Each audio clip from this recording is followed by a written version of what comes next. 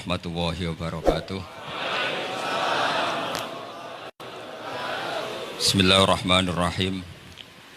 Tabarakalladzi nazzalal furqana ala 'abdihi liyakuna lil 'alamin nadhira.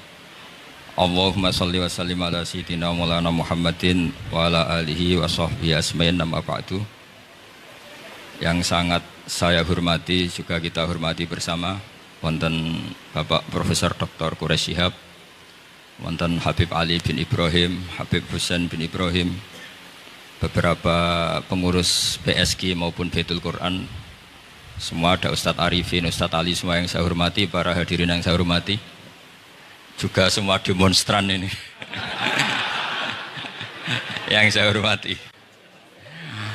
Saya ini kata orang banyak itu punya fan banyak, sebetulnya ini korban orang banyak. Karena ngaji Quran itu sulit, mereka nggak mau ngaji, pasrah sama Pak Quraish, pasrah sama Gus Bak, terima mateng gitu. Jadi ini kenakalannya muhibbin. Dulu korban seperti ini juga Rasulullah SAW. Itu kalau sahabat ingin masuk surga itu ya gak suka ngamal yang berat-berat, juga gak suka. Minta saja ke Rasulullah, ya Rasulullah saya minta satu hal. Apa? As'aluka murafaqataka fil jannah. Saya minta supaya jadi teman engkau di apa? Surga.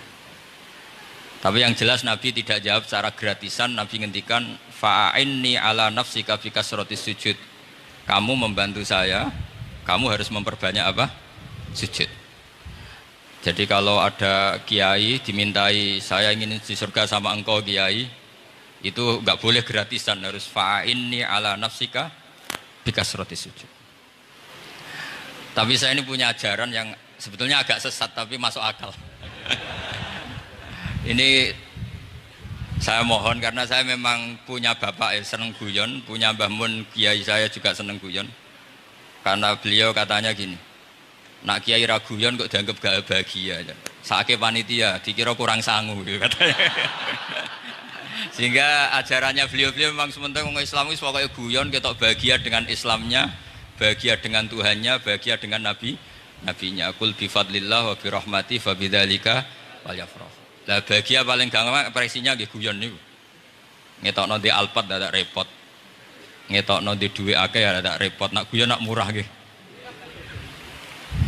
Itu beberapa sahabat itu saking cintanya Nabi, itu cara berpikir kayak teman saya. Teman saya itu sering nasihatin saya, Gus, ojo soleh nemen-nemen. Engkau nak ning swarga mari bareng Mbah Mun sungkan katanya. Jadi kalau terlalu soleh kan surganya sama guru-guru kita, kan ndak enak itu. Kalian kalau di surga kan nggak kebayang, mesti polanya kayak apa gitu. Lama punya istri tidak cantik, di sana apa? Cantik. Nah itu kalau jejer guru kan sungkan. Gitu. Jadi makanya kata teman saya, soleh pas-pasan ya Gus, ben swarga ini nggak sama siapa? Mbah Mun katanya, sungkan katanya. Nah ternyata pikiran itu juga ada di sahabat. Ya Rasulullah, saya puas-puaskan melihat engkau di surga. Kenapa? Saya tidak mesti masuk surga. Kalaupun di surga beda kelas dengan jenengan. Jadi para sahabat ya sadar, kalaupun di surga beda kelas dengan jenengan. Tapi pelajaran yang kita bisa terima adalah bahwa semuanya itu harus ada amal kita. Sehingga Nabi ngendikan fa'inni ala nafsika bikasrotis sujud. Maka tolonglah saya untuk mengabulkan permintaan kamu dengan memperbanyak apa? Sujud. Saya akhir-akhir ini sering kampanye tentang sujud. Caranya gimana? Ini sekaligus untuk anak-anak PSG utamanya, karena yang mengkaji Quran. Kata ulama, mentahbib ya, menyenangkan orang kepada Allah itu butuh bayinah. Bayinah itu logika yang kebenarannya itu cara Jawa itu jelas welo-welo, sangat jelas. Namanya al-bayinah. Saya ulang lagi ya, namanya apa? Al-bayinah. Sehingga dengan logika itu orang yang kafir saja menjadi mukmin, yang fasik menjadi soleh, yang soleh bila ilmin menjadi soleh bil ilmi atau bil hujjah. Itu yang disebut Allah, lam yakunil ladzina kafaru min ahlil kitabi wal musyrikina munfakkina hatta ta'tiyahumul bayyinah. Siapa itu? Rasulun minallah yatlu suhufam mutahharah. Jadi kemampuan argumentatif itu yang harus kita bela-belain. Saya di sini sangat terhormat karena saya bisa matur di depan Pak Kures. Saya dulu sering baca buku-buku beliau. Jadi saya nggak mungkin jadi pesaing beliau karena saya ini saya ngidolakan beliau, jadi nggak mungkin jadi pesaing beliau. Tapi kalau mutammim ikut menyempurnakan keinginan besar-besar beliau mewujudkan Islamiyah wasatiyah, insya Allah diminta atau tidak diminta harus kita bantu. Harus apa? Nah, bayinahnya apa? Bayinahnya begini. Bayinah itu satu argumentasi yang jelas begini. Ada seorang ekstremis itu, singkat cerita mau ngebom tempat-tempat maksiat. Yang maksiat ini orang-orang Islam juga. Tapi saya tidak nuduh sampean, pokoknya orang-orang Islam juga. Ya. Terus ditanya sama orang yang Islam moderat, andaikan mereka nanti mati dalam keadaan demikian, aina masiruhum, lalu mereka kemana? Ya ilanar, karena mati dalam keadaan maksiat. Terus ditanya sama yang moderat tadi, moderat soleh maksudnya, bukan moderat liberal, moderat soleh. Karena orang kadang salah paham, moderat itu pikirannya terus liberal, tidak, moderat soleh. Terus kata si moderat tadi, akan adzalika muradan Nabi, apa umatnya masuk neraka itu yang diinginkan Nabi? Kaget si ekstremis tadi, kebetulan ini ekstremis yang masih mau mikir. Terus enggak, itu enggak yang digedaki Nabi. Kalau gitu ya jangan, kita tunggu tobatnya, kita proses bersama supaya mereka mau tobat. Karena dukhuluhum annar itu tidak muradan Nabi, tidak yang digedaki Nabi Muhammad SAW. Nah, cerita seperti ini tentu ada padanannya. Padanan itu artinya kias ya, kias dalam hadis sahih. Saya yakin hadis itu sahih. Kalaupun itu dhaif itu yata'ayyadu bi fatwal ulama, menjadi kuat karena banyak ulama yang fatwakan seperti itu. Saya pastikan itu diriwayatkan Qadhi Iyad dalam kitab Asy-Syifa, juga diriwayatkan Ihya, juga diriwayatkan di Hayatus Sahabah. Di situ ada sekian sanad sing yuqawi ba'duhu ba'dur. Kenapa ini saya utarakan? Karena di kota itu sanggeran wong hadis itu takokno sahih ta ora. Kadang sing takok ya ndak paham itu. Wong maca kitab ra iso kok takok sahih ta ora. Yang ditanya juga aneh. Terus berusaha jawab.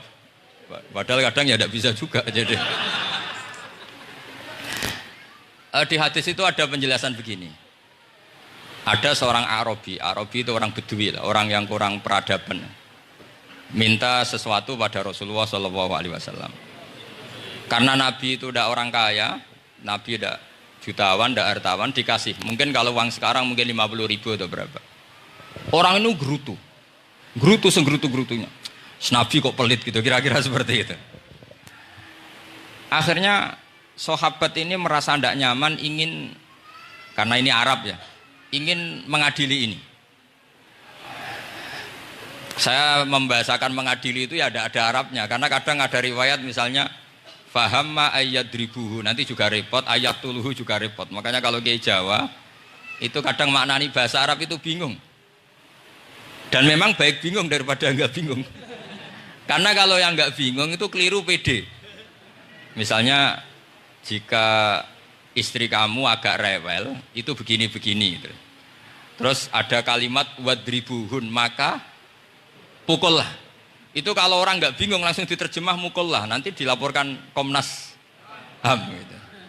Tapi kalau yang bingung itu akhirnya tatalluk mencari-cari. Ternyata di semua tafsir disebut dorban ghairu mubarrihin, ya mukul tapi yang tidak menyakiti. Jadi kekeliruan itu pasti dimulai orang-orang yang nggak bingung. Jadi ilmunya nggak cukup, akhirnya nggak bingung. Bingung itu penting. Loh betul. Gak ada orang alim kecuali dari bingung. Karena orang alim itu gak bisa pede. Karena referensinya banyak, kemungkinannya banyak.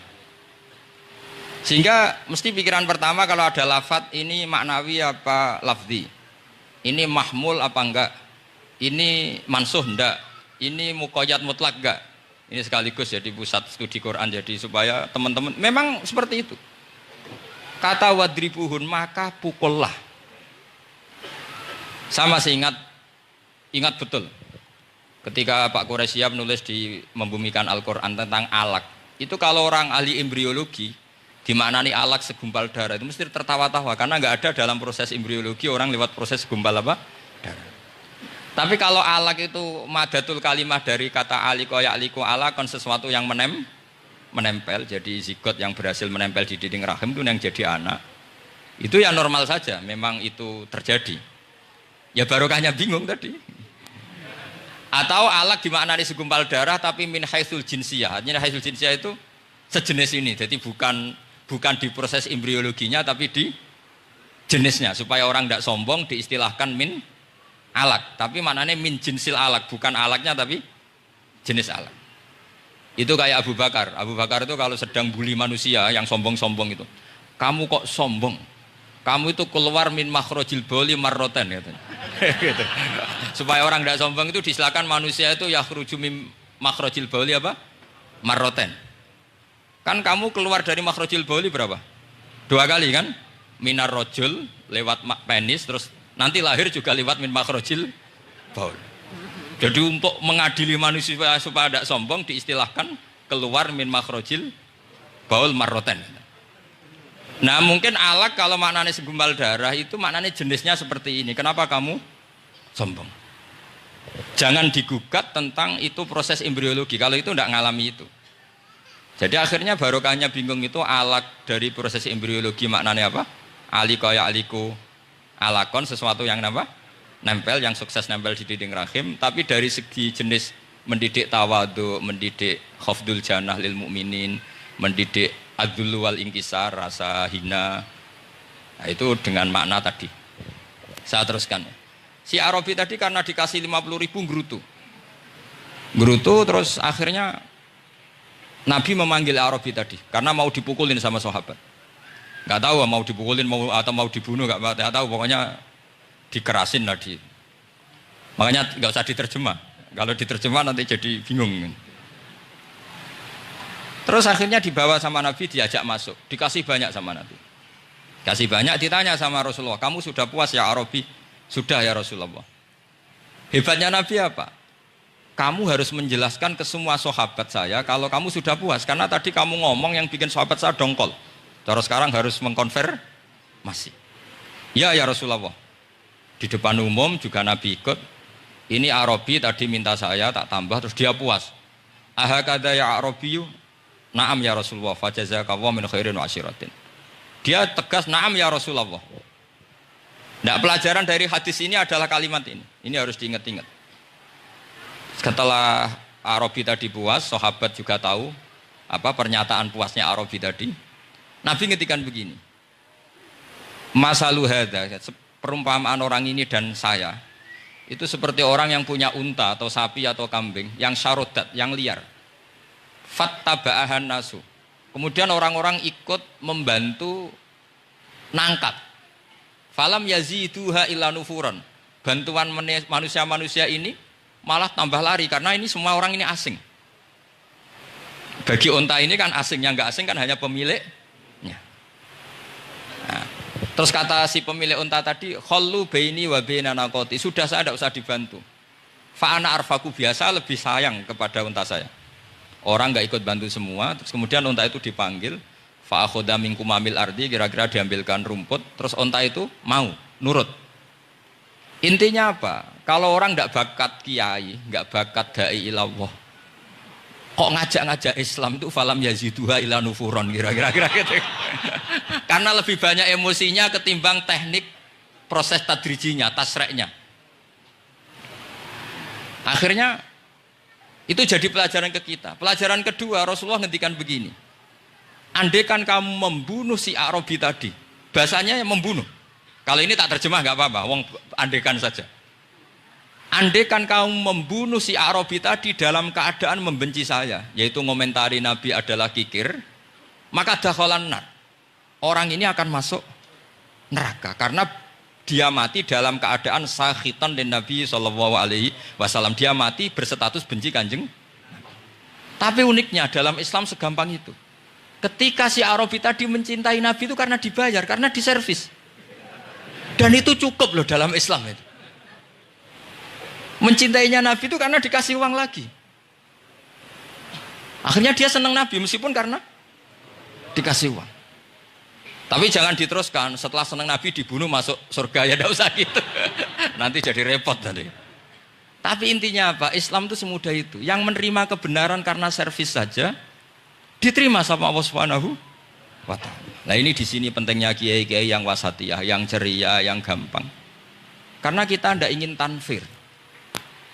Saya kemarin bikin makalah untuk 100 hari